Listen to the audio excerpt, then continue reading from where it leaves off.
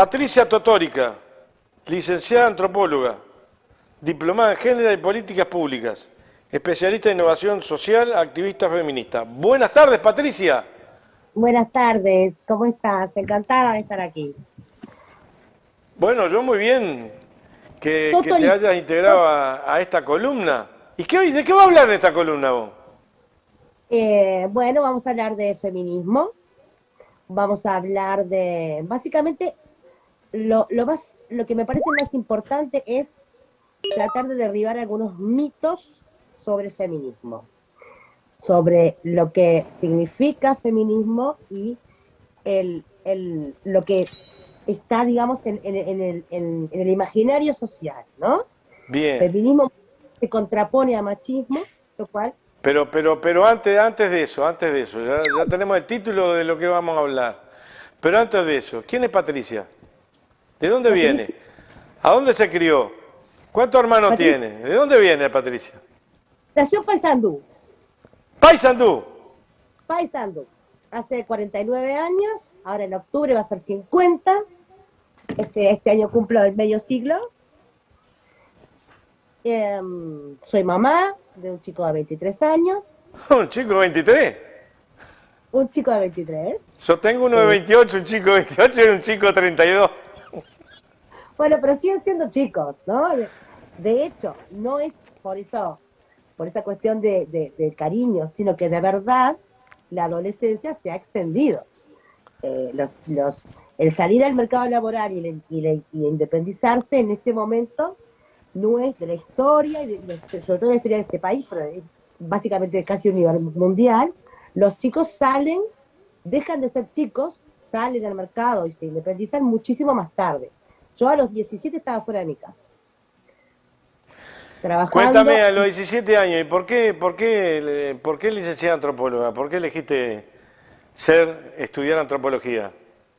Mira, cuando salí del colegio, del liceo, tenía dos cosas, me gustaban dos cosas, psicología y antropología.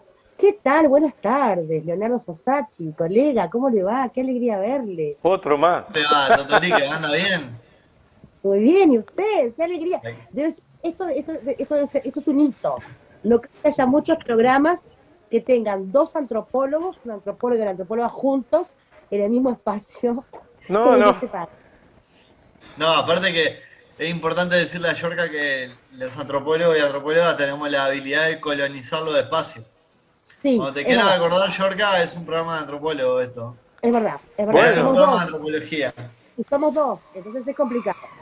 Bueno, bien. básicamente me gustaban las historias de los indígenas y no tenía muy claro que era antropología y empecé dos carreras al mismo tiempo, cosa que después se va a repetir a lo largo de mi vida, hago cosas al mismo tiempo, muchas. Empecé psicología y antropología. Hice 3 años las dos carreras en paralelo y después decidí quedarme con antropología. Bien. Políticas públicas, cuando hablamos diplomada en género y políticas públicas, ¿qué es para que yo lo sepa y mucha gente lo sepa?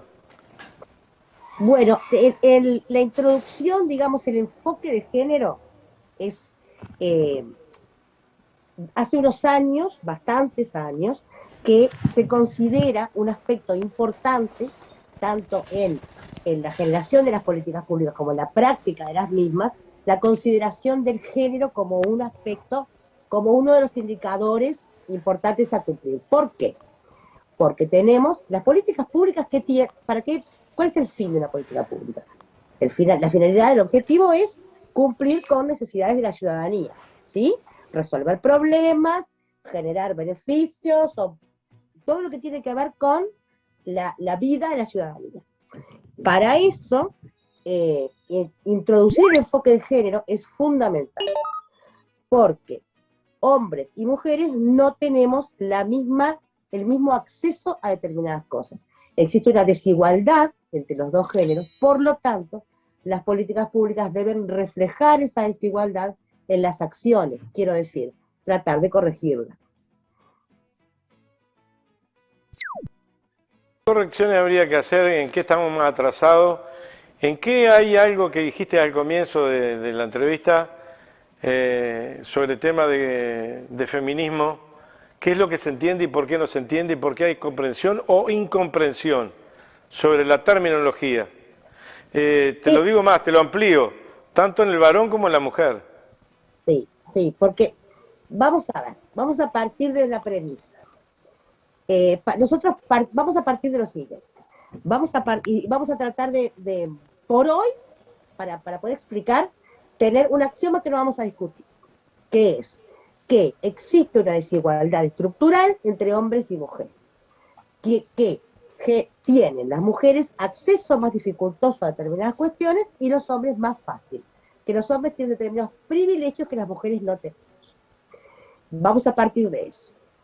Entonces, el feminismo es una teoría política que lo que hace es tratar de reivindicar y empoderar a la mujer para lograr esa igualdad de acceso a y de vida, ¿no? De acceso a derechos y demás. ¿Qué pasa con el feminismo? Tiene, entre otras cosas, mala prensa. ¿Tiene la cosa qué? Mala prensa. Sobre feminismo habla mucha gente sin tener un cabal entendimiento de lo que significa. Esto no es solo el feminismo. Se habla de cualquier cosa en muchos términos. Pero sobre todo se lo contrapone a machismo, ¿no? Muchas veces hemos oído todos y todas que el feminismo es lo contrario al machismo, lo cual no es así. Es el primero de los errores. Eso sería embrismo, en todo caso, que yo no conozco que exista. Porque el feminismo no plantea que cambiemos los roles, que seamos las mujeres las que dominemos el mundo y los hombres estén en el escalón de abajo. No planteamos dar vuelta a la tortilla, planteamos tener igualdad de derechos, de acceso a y muchas otras cosas que tienen que ver con cómo es nuestra vida en este sistema desigual. No solamente desigual en género, desigual en muchas otras cosas. Pero el feminismo se enfoca en la desigualdad de género. Yo te quería ¿Cómo? preguntar, Pati. Perdona que te interrumpa ahí, Leonardo, que me quedaba una en el gancho. ¿Cómo ves la situación uruguaya y latinoamericana desde ese concepto feminista y de equidad de género en el marco de diferentes culturas de diferentes culturas, haber siendo colonizados por el reino europeo, ¿sí? Trayéndolo a la historia más reciente hoy? ¿Cómo se diferencia Uruguay, Brasil, Argentina, Paraguay, Bolivia, o hay un hilo conductor igualitario en esta región? Hay una cosa que comparte el planeta, digamos, ¿no? En cuanto a esto.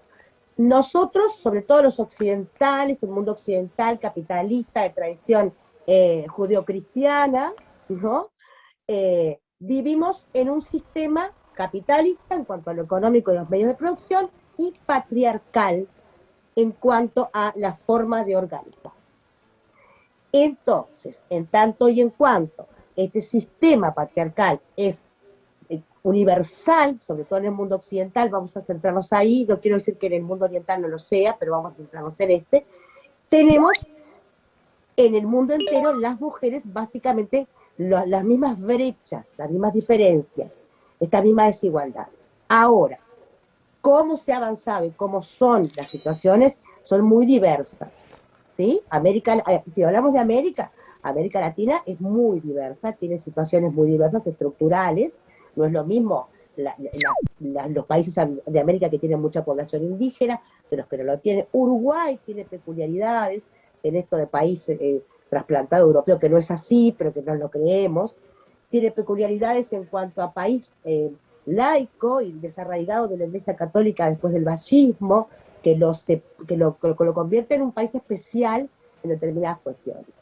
En Uruguay hubo un avance importante en los 15 años de gobierno progresista, en cuanto a, sobre todo, legislación, ¿sí? Es fundamental.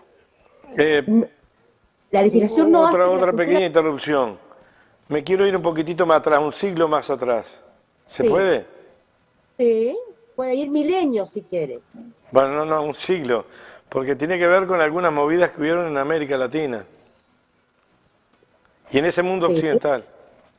sí. ¿Cuál es la pregunta ahí?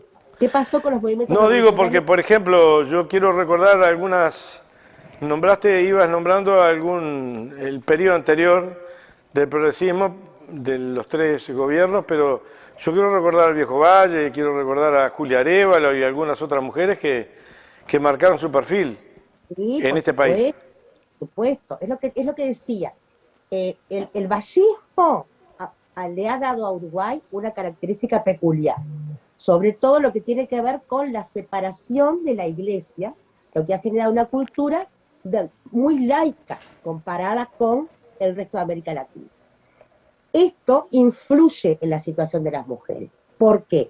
Porque una de las fuerzas que sostiene, digamos, fuerzas o factores o, digamos, estructuras o instituciones que sostienen el patriarcado y el machismo es la Iglesia Católica. Los valores de la Iglesia Católica y los valores que la Iglesia reproduce, enseña, tienen que ver con el patriarcado. Son patriarcales, son machistas. Está el hombre en un lugar y la mujer en otro. De hecho, María Magdalena, supongo que sabrán, nunca fue prostituta, ¿sí? Eso se cambió en un concilio vaticano de 1580 y pico. ¿Por qué? Porque el culto a María Magdalena llevaba más fieles que el culto a Jesús. Entonces se reunieron los sacerdotes, los cardenales, con el Papa y dijeron, esto no puede seguir siendo así, y nace la historia de María Magdalena como una prostituta para Estudiando. María la Magna, que además era una mujer peculiar porque era una mujer que era dueña de tierras y era magna en el sentido de poderosa, ¿sí? Prostituta no, jamás fue. Pero de alguna manera construyeron un relato que tenía que posicionar a otro en un lugar desprestigiarla en definitiva. Exactamente, se construye este relato y no muy lejos, 1500 y pico estamos hablando, para desprestigiar su imagen porque competía, el culto mariano, el culto a María Magdalena, competía con el culto a Jesús y además era muchísimo más popular. Entonces, por eso se genera esta historia. Por eso, yendo al origen de el hecho de ser un país laico, ha generado en Uruguay determinadas particularidades. Cuando hablábamos ahora de Arévalo y de muchas precursoras, muchas mujeres precursoras, Luisa Luisi, sí, realmente, por supuesto, existieron un montón de mujeres precursoras, pioneras, podemos decir, de lo que es el feminismo, quizá no con ese nombre, pero no con ese concepto, claro, pero sí mujeres que lograron determinados lugares, roles que en su época no eran comunes. ¿Qué pasa? Esas mujeres son mujeres peculiares, no responden, si bien lo que hicieron generó un empuje para el empoderamiento No de la era una mujer. generalidad. Exacto, y además tampoco correspondían a un movimiento reivindicador.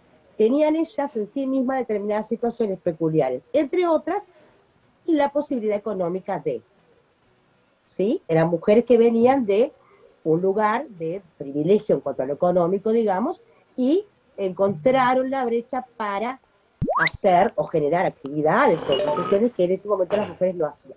Son precursoras, valen muchísimo, pero no generan un movimiento.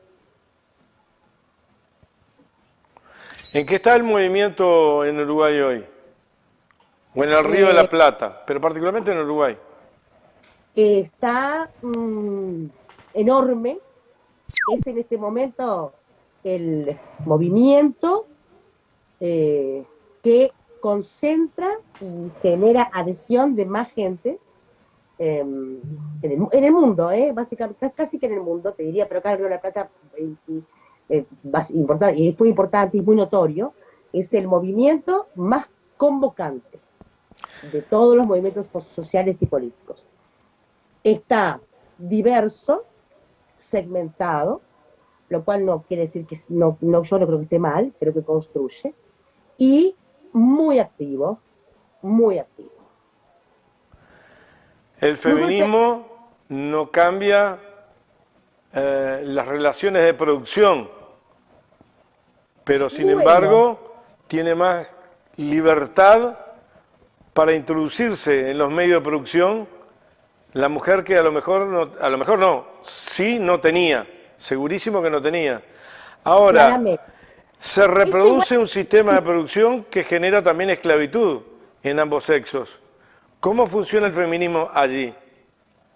hay una autora, Flora Tristán, una marxista de la primera época, que nació en Francia, después se fue a Perú, en Perú trabajó en organizaciones sociales y dijo algo, escribió, tuvo una producción importante, y se convirtió en marxista feminista, y ¿Se lo que convirtió dijo en? marxista feminista, eh, digamos que al marxismo como interpretación de la sociedad le puso el enfoque de género y dijo frases como la siguiente: la mujer es la proletaria del proletariado. ¿Qué sucede ahí?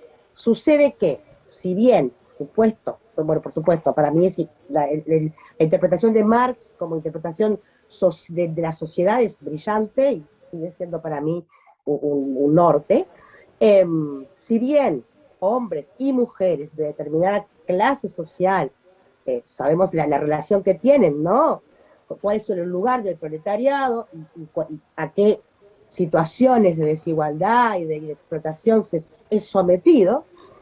De todas maneras, en ese lugar las mujeres sufren más que los hombres.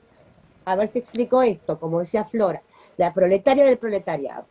El 78% de digamos, pobres del mundo son mujeres. Y eso no es casual. Eso tiene que ver con que los trabajos de las mujeres son más precarios, a las mujeres les cuesta mucho más llegar a trabajos de mejor salario, por el mismo trabajo que un hombre ganan menos, sus jornadas laborales son más largas porque, entre otras cosas, no han podido soltar los cuidados. Entonces, la mujer en el mercado laboral tiene una doble jornada laboral. Ahí es cuando tú mencionás, probablemente corte, que como que eso sea una generalidad en distintos lugares, no en distintos países, y a su vez se sostenga, es como esa situación de desigualdad estructural. Exactamente. Es más, no lo digo yo, lo dicen varias autoras y autores. La desigualdad de género, podríamos decir que es la primera de las desigualdades de la historia de la civilización. Y que sobre ella, o sea, sobre el patriarcado, que implica esta desigualdad y el poder de uno sobre otro, de una clase, de un tipo de personas sobre otra, que en este caso hombres y mujeres, sostiene al capitalismo. Y la iglesia, los valores judeocristianos, también hacen digamos, tienen su lugar ahí.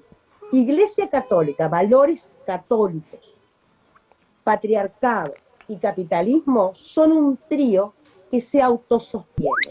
O sea, Por eso, patria, propiedad y familia.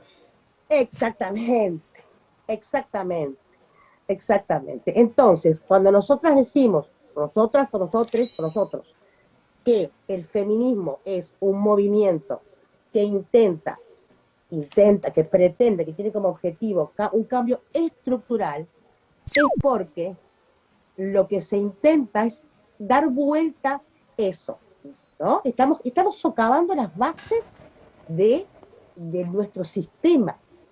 Por eso es un movimiento tan potente y por eso también recibe tantas críticas, tanta resistencia, tanta mala prensa, ¿no? Es como una cuestión de física. Si se ejerce una fuerza del otro lado, el otro cuerpo... Pero ¿es solo eso la resistencia, Patricia? Porque en realidad, si yo, mi señora, yo, mi gurisa, las compañeras en general, son más explotadas, ganan menos, pero a su misma vez ayudan, colaboran a pagar el alquiler él o ella, pero supuestamente si antes no salía a laburar, ahora sale a laburar, paga el alquiler, ayuda a pagar el alquiler, labura mucho más, sostiene mucho más fácil el capitalismo, no es de quedarse en la casa. ¿Pero la lucha Sí. es del feminismo o la lucha es de una clase sobre la otra? No, la lucha feminista es transversal a las clases sociales. Ajá. Eh, existe una relación de dominación, de privilegio de los hombres sobre las mujeres en todas las clases sociales. Tiene en cada una de las clases características diferentes, pero es transversal a las clases sociales. Incluso es transversal a las etnias, incluso es transversal a muchos otros factores de desigualdad que tenemos en nuestra sociedad. Es transversaliza, no se queda en un solo sector o en una sola clase. Las mujeres de la clase alta también, ¿sí? Sufren esta desigualdad. Y las mujeres de las más desposeídas también la sufren de maneras diferentes, tiene sus características, pero esto es transversal a las clases sociales. ¿Qué rol ha jugado el feminismo y hasta dónde pudo lograr ese rol en el medio de la pandemia, que fue una cosa nueva, por lo menos para mí, aunque sí, fue una cosa nueva para muchísimas familias que estaban acostumbrados a salir cada uno a su lado a trabajar y ahí tuvieron que convivir meses y meses de una manera muy especial? Sí, es la primera vez, hablando de la pandemia, que esto es curioso, es un dato curioso, la humanidad reacciona frente a una pandemia encerrando a los sanos y no a los enfermos. Eso queda como para pensar, ¿no? Eh, lo que ha generado en esto que vos decís de la imposición de la convivencia, ¿sí? Es el aumento de la violencia intrafamiliar, la violencia de género. Ha sido aumentado muchísimo. Con el dato que tiraste me dieron ganas de pegarme una cuchara acá en el.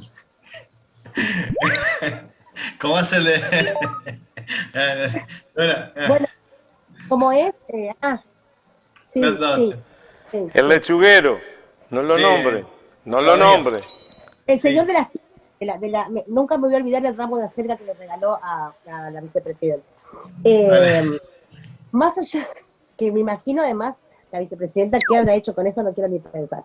El, el, la pandemia generó esto, entre otras cosas, ¿no? Además de todo lo que generó, que es un tema para otro día, ¿no? Porque solo hay que pensar aterra un poco, pensar en los símbolos de la pandemia, ¿no? Que son, tapate la boca y no te juntes al otro o a la otra porque te puede matar. Es como, uy, da miedito, ¿no? No soy negacionista de la existencia del virus, digo de cómo lo tratamos como sociedad, ¿no? Cómo lo trató sobre todo la clase poderosa, ¿no? No te juntes con el otro o la otra que te puede matar y tápate la boca. Es para pensar. En esto generó eso, ¿no? En el tema mujer, básicamente, generó el aumento tremendo que era evidente, ¿no? Conviviendo, estas cuestiones se generan, el aumento de la violencia contra niños, niñas, mujeres y personas adultos mayores y adultas mayores, contra lo que podemos decir que es les más vulnerables en el núcleo familiar, se generaron situaciones, aumentó muchísimo la violencia.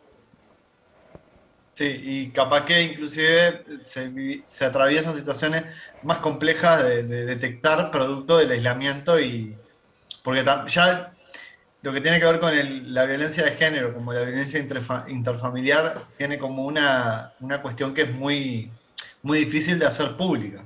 Precisamente Claramente. porque muchas veces lo que se recibe del otro lado es como, vos hoy hablabas de la mala fama que goza el feminismo, por ejemplo, La mala y prensa.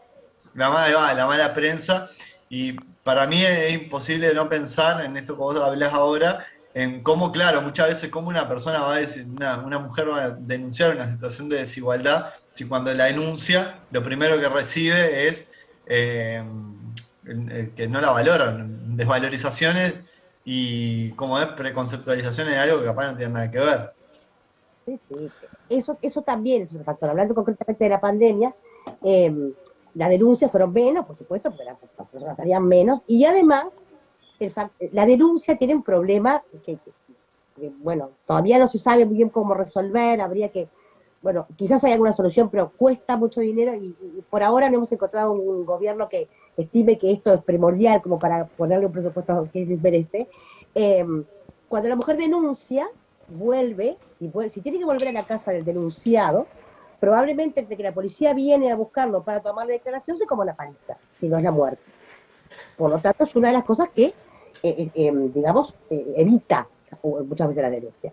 Y después hay otro tema, sobre todo en los sectores sociales más vulnerados, la estructura social, como la escuela, el CAIF, en lugares donde las mujeres podían, en realidad socializaban, son lugares en donde tanto maestras, la policlínica, maestras como médicos, están entrenados y de alguna manera detectan de repente cuestiones de violencia y son ámbitos proclives a ayudar a una mujer o a un niño o una niña víctima de violencia. Esto tampoco estuvo. Entonces, tampoco hubo como ese refuerzo de afuera, ¿no? Para ayudar en esa cuestión. Por eso es que crecieron tanto los casos y bajaron las denuncias, pero bajaron no por la existencia, sino por la posibilidad de acceder a los mecanismos de denuncia. Nos tenemos que ir. ¿Puedo dejar una para que Pati responda brevemente y después retome en otro momento, pues no va a dar el tiempo? El título, nada más porque se nos viene Pablo Anzalone y nos atrasamos, y tenemos a Fernando Pereira. No, entonces quedará para la próxima. Que me gustaría capaz que en algún momento que escuchar sobre el tema de las desigualdades estructurales. ¿Cuáles son las situaciones, por ejemplo?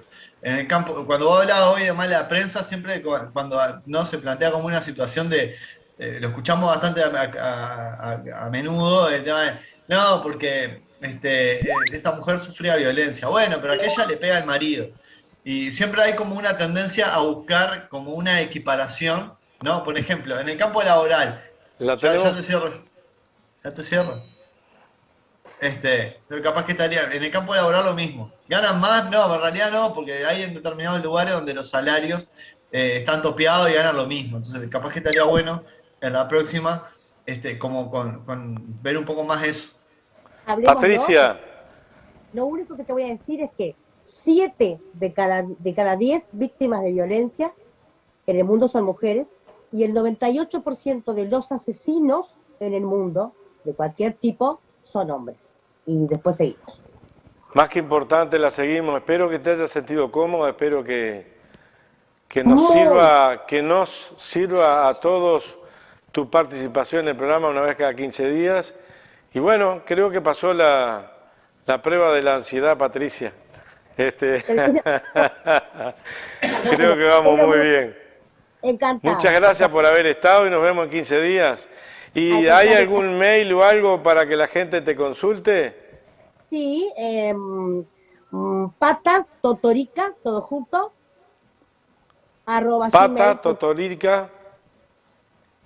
@gmail.com. Para que hagan las consultas que quieran hacértela, allí estás. Totalmente. Un abrazo grande. Abrazo, gracias a ustedes. Vamos a una pequeña tanda.